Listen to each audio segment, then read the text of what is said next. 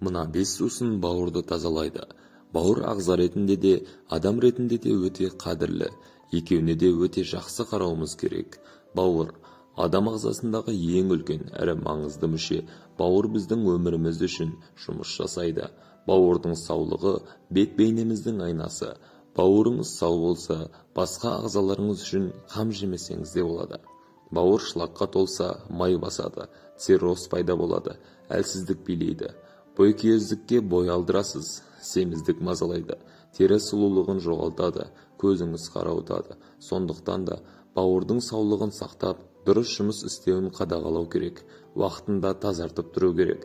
Бауырды түрлі әдіспен жуып тазартуға болады, ал біз қарапайым сусындармен жуу әдісін ұсынамыз. Сәбіз шырыны. Тамаша таңдау. Сәбізді шикідей жесеңіз де, шикі сәбізді шырынын дайындап ішсеңіз де көмегі орасан зор.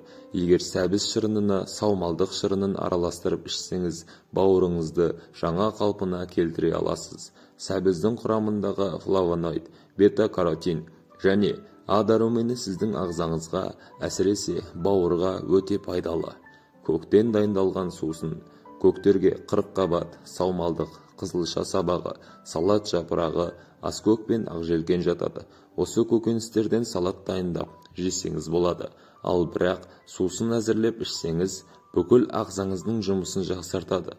Бауырды тазалап, емдейді, әрі саулығын ұзақ уақытқа сақтайды. Көк шай. Сіз бүкіл ағзаңызды улы заттан тазартып, зат алмасу жұмысын жандандырғыңыз келсе, алысқа көз тікпеңіз. Ас үйіңіздегі көк шай сіздің арманыңызды әп-сәтте орындайды. Көк шай улы заттарды жоятын антиоксидантқа бай. Бұл сусын майды ерітеді, бауырдың жұмысын жеңілдетеді. Ол үшін күніне бірнеше шыны қантсыз көк шай ішуді әдетке айналдырыңыз. Ем кезінде кофе, қара шай, газдалған сусыннан үзілді-кесілді бас тартыңыз. Куркума шайы. Куркума ас үйден орын алатын дәмдеуіш, сонымен қатар бауырдың саулығын жақсартатын қолжетімді дәрі. Таза, тегіс, жаңа, жас теріге ие болғыңыз келсе, бауырыңызды тазартыңыз.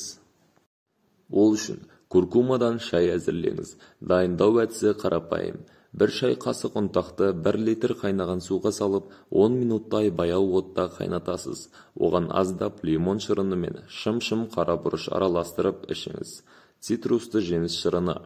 С дәрумені мен антиоксидантқа бай цитрусты жемістер бауырды тез әрі тиянақты тазалайтын қасиетке ие. Сондықтан да бұл жемістерді жиі жеңіз. Лимон, апельсин, лайм сынды жемістердің ас мәзіріңізден түспеуін қадағалаңыз.